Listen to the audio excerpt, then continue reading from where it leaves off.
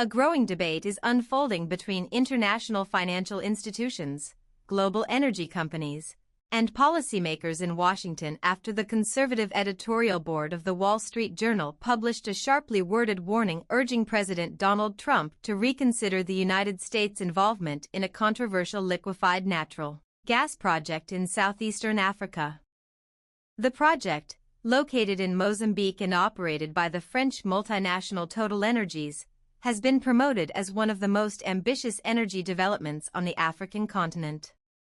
Yet according to the journal's editorial board, the risks surrounding this project are so significant and so deeply entrenched that the United States should step back before committing further support. The editorial describes the initiative as a boondoggle, a term used to characterize large-scale, high-cost ventures that absorb resources while showing little likelihood of success.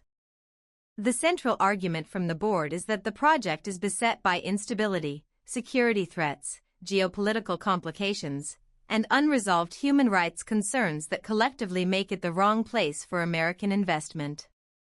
The U.S. Export-Import Bank is already involved in providing financial backing, but the journal warns that Washington should follow the example of the British and Dutch governments, both of which have withdrawn from supporting the project due to mounting risks. The editorial characterizes the situation in Mozambique as highly volatile, citing a decade of recurring violence in the region. During the previous administration in Mozambique, government forces even enlisted the help of the Wagner Group, the now infamous Russian mercenary organization, in an attempt to bolster local security efforts. The presence of Wagner Group fighters highlights the gravity of the security threats facing the region. Wagner has, in multiple countries, been associated with counterinsurgency operations that take place in environments marked by political instability and armed conflict. According to the journal, the involvement of private military contractors was not the end of Mozambique's difficulties. TotalEnergies itself halted operations in 2021 after a dramatic escalation of attacks from insurgent groups aligned with Islamic extremism. These violent episodes prompted evacuations, forced shutdowns, and sent shockwaves through the global energy community. Although some operations have since been reassessed and local authorities have attempted to stabilize the area, concerns remain that violence could return or intensify without warning. Adding to the controversy, a human rights organization filed a criminal complaint last month with the French counterterrorism prosecutor's office. The complaint accuses TotalEnergies of being complicit in alleged war crimes carried out by Mozambican soldiers engaged in suppressing insurgents. While TotalEnergies firmly denies these accusations, describing them as unfounded and politically motivated, the existence of such a complaint underscores the sensitivity of the situation. The journal notes that regardless of whether the allegations are accurate, the legal exposure and reputational risks associated with them represent yet another warning sign for any government considering financial involvement. Even beyond legal and security concerns, the journal argues that geopolitical dynamics make the situation more complicated. TotalEnergies CEO Patrick Pouyanné has been outspoken on issues related to global LNG markets, European energy security, and competition with U.S. natural gas exporters. According to the editorial, Pouyanné has suggested that U.S. policy shifts, particularly those aimed at reducing Europe's reliance on Russian LNG, could drive up prices. As the journal interprets it, Pouyanné appears to believe that diversification of supply is necessary for Europe, and he is concerned that rapid abandonment of Russian LNG could destabilize the market.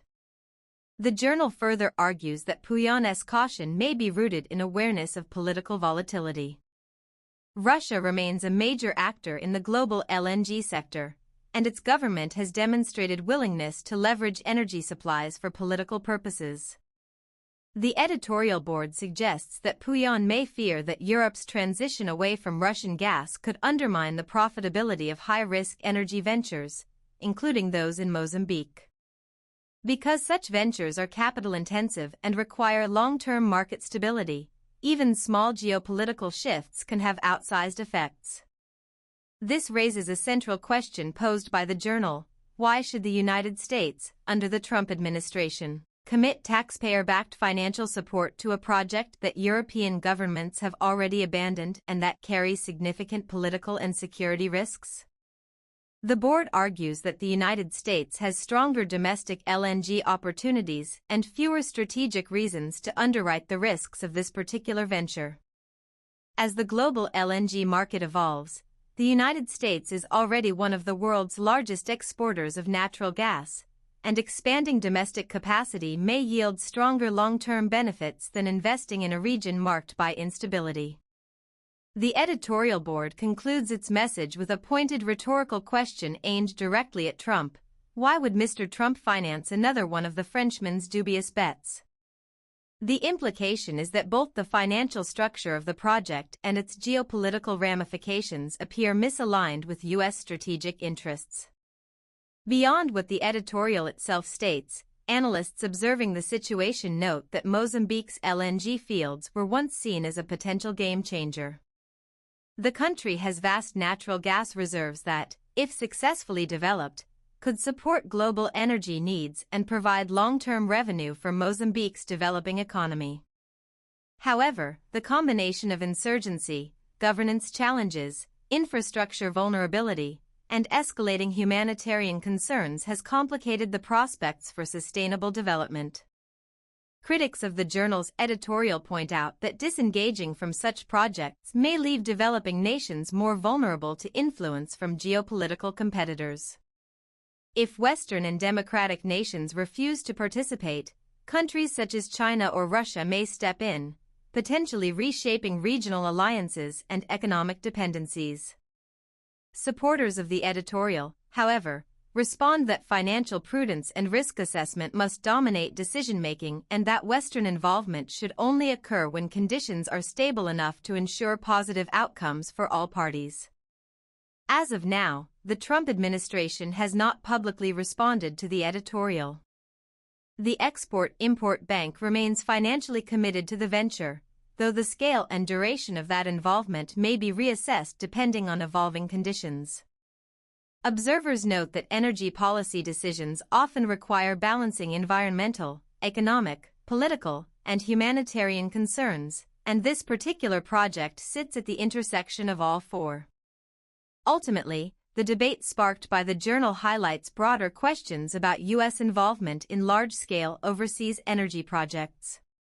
Should American institutions support developments abroad when domestic alternatives exist? Should projects in volatile regions be approached with extreme caution, or should they be seen as opportunities to support global development and reduce energy shortages? Should geopolitics or market efficiency drive decisions? As the conversation continues, one thing is clear: the Mozambique LNG project is no longer just an energy investment issue.